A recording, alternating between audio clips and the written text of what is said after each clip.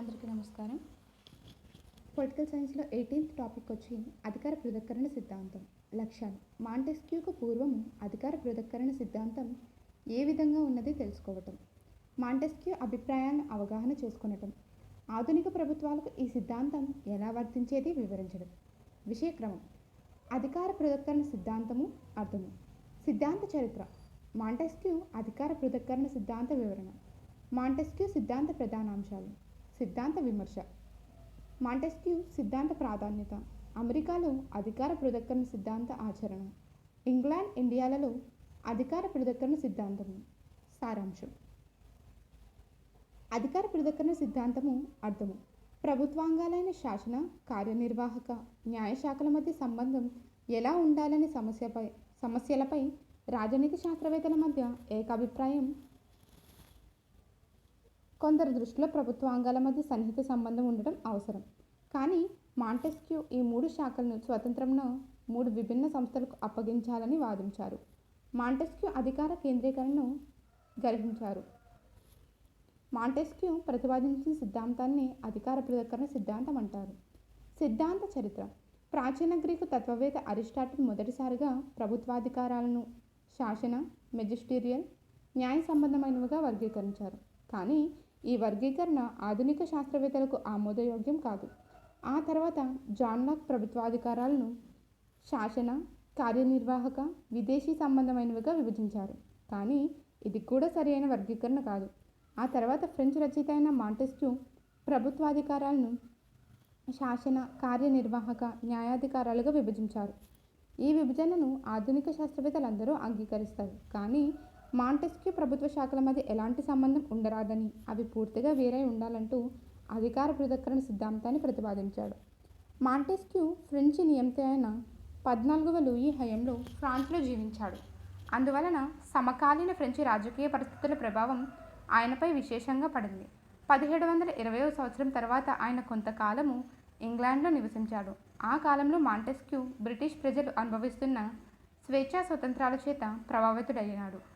బ్రిటన్లోని రాజ్యాంగబద్ధమైన రాజరిక పరిపాలన తన మాతృదేశంలోని 14వ లూయి నిరంకుశ రాజరిక పాలనతో పోల్చి బ్రిటన్లో ప్రభుత్వాంగాల మధ్య ఎలాంటి సంబంధం లేకుండా అవి స్వతంత్రంగా ఉన్నందువల్లనే బ్రిటిష్ ప్రజలు పరిపూర్ణమైన స్వేచ్ఛ అనుభవిస్తున్నారనే నిర్ణయానికి వచ్చాడు.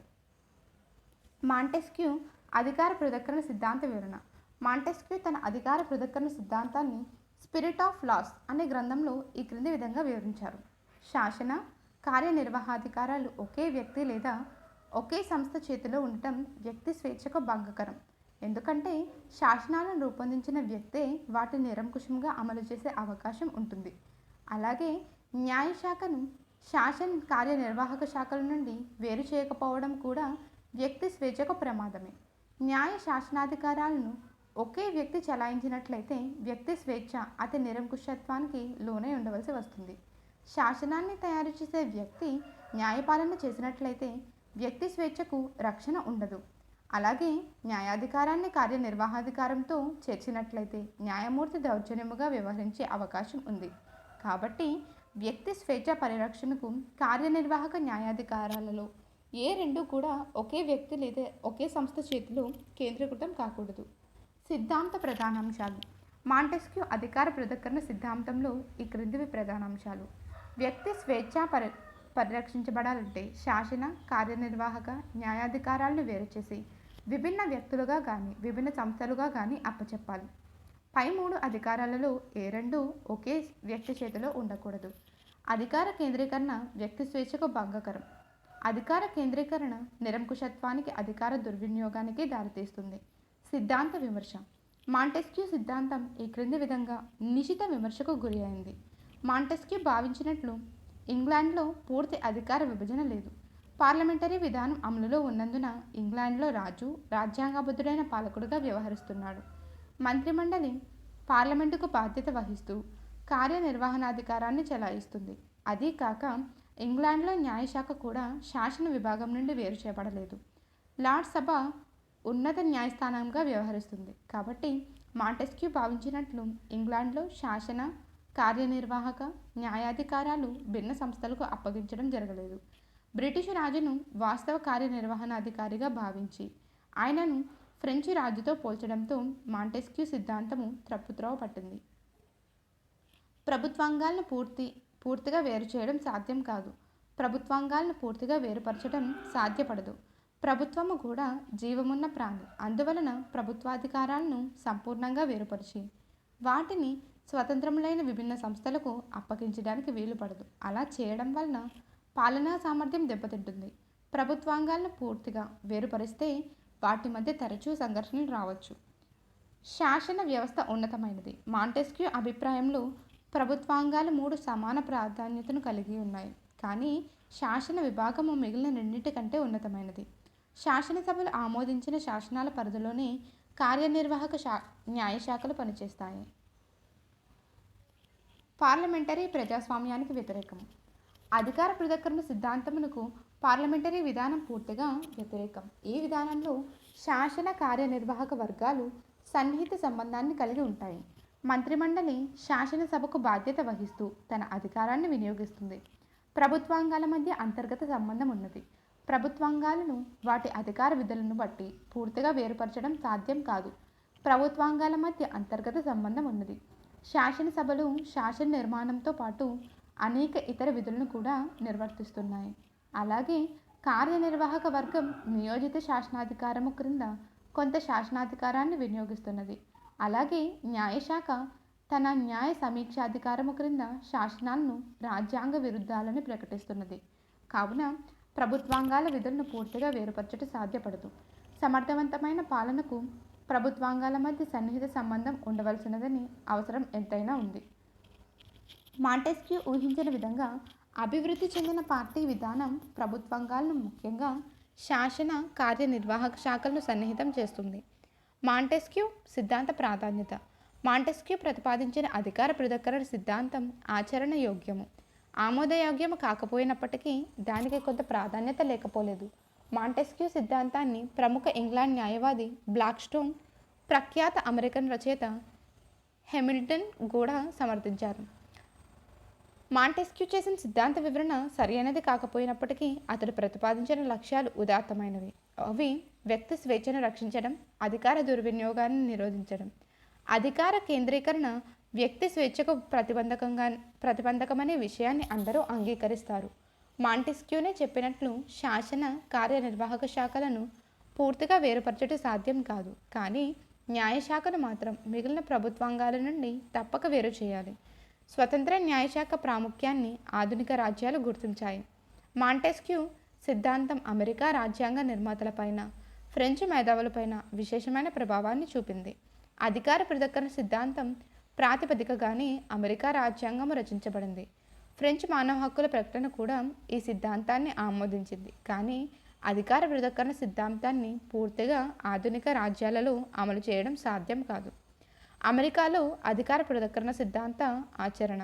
మాంటెస్క్యూ సిద్ధాంతం అమెరికా రాజ్యాంగ నిర్మాతలను ప్రభావితులను చేసిన మాట యథార్థమే. అధికార పృథక్కరణ సిద్ధాంతం ప్రాతిపదికగానే అమెరికా రాజ్యాంగం తయారు చేయబడింది. కానీ అమెరికాలో కూడా ఈ సిద్ధాంతం పూర్తిగా ఆచరణలో లేదు. అమెరికాలో అధ్యక్ష పాలనా విధానం అమలులో ఉంది. కార్యనిర్వాహక శాసన విభాగాలు సిద్ధాంత రీత్యా వేరు చేయబడినాయి. అమెరికా అధ్యక్షుడు కాంగ్రెస్కు బాధ్యత వహించాడు. కాంగ్రెసును అతడు రద్దు చేయలేడు. కాంగ్రెసు కూడా మహాభియోగ తీర్మానం ద్వారా తప్ప అధ్యక్షుని 4 సంవత్సరాల పదవీకాల పరిమితిలోపు తొలగించలేదు. అమెరికాలో న్యాయశాఖ కూడా శాసన కార్యనిర్వాహక శాఖ నుండి వేరు చేయబడి ఉంది.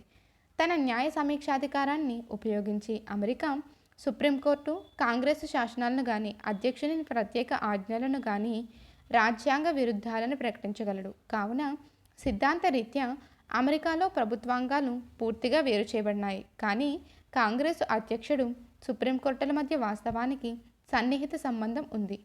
అమెరికా అధ్యక్షుడు తాను కాంగ్రెస్ సమావేశాలకు పంపే సందేశాల ద్వారా సభ్యులను ప్రభావితులను చేయగలడు. అధ్యక్షుడు చేసే ఉన్నతాధికారాల నియామకాలను ఇతర రాజ్యాంగాలతో కుదుర్చుకునే సందులను సెనెట్ ఆమోదించాలి. అమెరికా అధ్యక్షుడు సుప్రీంకోర్టు న్యాయమూర్తులను నియమిస్తాడు. వీరి నియామకాన్ని సెనెట్ ఆమోదించాలి. కాంగ్రెస్ శాసనాలను అధ్యక్షుడు ప్రత్యేకాజ్ఞలను న్యాయ సమీక్ష చేసి సుప్రీంకోర్టు రాజ్యాంగ విరుద్ధాలని ప్రకటించగలడు. కాంగ్రెస్ చేసిన శాసనాలను అధ్యక్షుడు వీటో చేయవచ్చును. కానీ ఆయన వీటోను 2/3 వంతు మెజారిటీతో కాంగ్రెస్ త్రోసిపుచ్చగలదు. మహాభియోగ తీర్మానం ద్వారా అమెరికా కాంగ్రెస్ అధ్యక్షుని పదవీచ్యుతిని చేయగలదు. ఇటీవల కాలంలో పరిపాలకా న్యాయం అభివృద్ధి చెందడంతో ప్రభుత్వోద్యోగులు కొన్ని న్యాయ సంబంధమైన అధికారాలను చెలాయించడం జరుగుతుంది. నియోజిత శాసనాధికారం క్రింద కార్యనిర్వాహక శాఖ చేసే శాసనాల సంఖ్య పెరుగుతున్నది. పార్టీ విధానము అమెరికాలో ప్రభుత్వాంగాలను సన్నిహితం చేయడం ద్వారా అధికార పృథక్కరణ సిద్ధాంతాన్ని దెబ్బతీసింది. పై చర్చను బట్టి అమెరికాలో కూడా అధికార పృథక్కరణ సిద్ధాంతం ఆచరణలో లేదు అని చెప్పవచ్చు. ఇంగ్లాండ్, ఇండియాలలో అధికార పృథక్కరణ సిద్ధాంతం. పార్లమెంటరీ విధానం అమలులో ఉన్న ఇంగ్లాండ్, ఇండియా దేశాలలో అధికార పృథక్కరణ సిద్ధాంతం అమలు జరిగే అవకాశమే లేదు. అసలు పార్లమెంటరీ విధానమే ఈ సిద్ధాంతానికి వ్యతిరేకం. మాంటెస్క్యూ ప్రకారం శాసన, కార్యనిర్వాహక శాసన శాఖలు స్వతంత్రంగా ఉండాలి. కానీ పార్లమెంటరీ విధానము వలన ఈ రాజ్యాలలో మంత్రివర్గాలు పార్లమెంటులో అంతర్భాగాలుగా ఉంటూ చర్చలలో పాల్గొంటూ పార్లమెంటుకే నాయకత్వం వహిస్తాయి. మంత్రిమండలి పార్లమెంటుకు వ్యక్తిగతంగాను సమిష్టిగాను బాధ్యత వహిస్తుంది.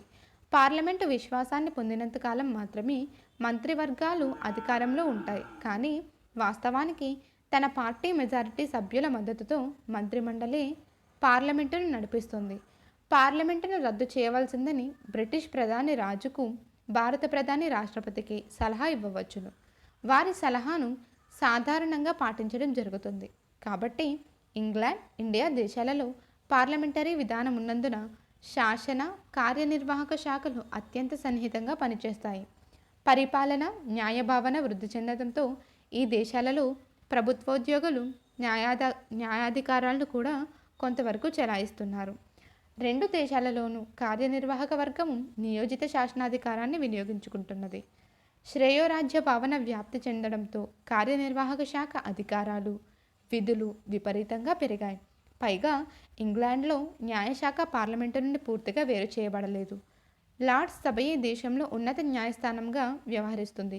బ్రిటన్లో న్యాయస్థానాలకు న్యాయ సమీక్షాధికారం లేదు. కాబట్టి ఇంగ్లాండ్, ఇండియా దేశాలలో అధికార పృథక్కరణ సిద్ధాంతం పూర్తిగా అమలులో లేదు. అలాగే పార్టీ నియంతృత్వము కొనసాగే సోవియట్ యూనియన్లో కూడా ఈ సిద్ధాంతం ఆచరణలో లేదు. సోవియట్ యూనియన్లో న్యాయశాఖకు స్వతంత్ర ప్రతిపత్తి కల్పించబడలేదు. అక్కడ న్యాయస్థానాలకు న్యాయ సమీక్షాధికారం లేదు.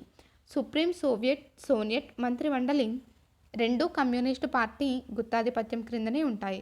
కాబట్టి అక్కడ ఈ సిద్ధాంత ప్రసక్తి లేదు. అలాగే స్విట్జర్లాండ్లో కూడా శాసన, కార్యనిర్వాహక శాఖలు పూర్తిగా వేరు చేయబడలేదు. సమర్థమైన పాలనకు ప్రభుత్వాంగాల మధ్య సన్నిహిత సంబంధం ఉండటము అవసరం. అయితే వ్యక్తి స్వేచ్ఛ పరిరక్షణకు న్యాయశాఖకు మిగిలిన ప్రభుత్వాంగాల నుండి స్వాతంత్రాన్ని కల్పించాలి.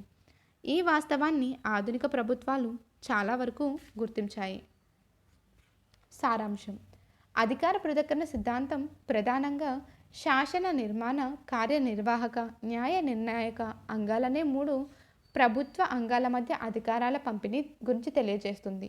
ఈ సిద్ధాంతం ప్రకారం ఈ 3 అధికారాలు ఒకే సంస్థలో లేక వ్యక్తిలో కేంద్రీకృతమైతే అప్పుడది నిరంకుశ పాలనకు దారితీస్తుంది. కనుక వ్యక్తి స్వేచ్ఛను కాపాడేందుకు వీలుగా ఈ 3 అధికారాలను 3 వేర్వేరు ప్రభుత్వ శాఖలకు అప్పగించాలి. Thank you.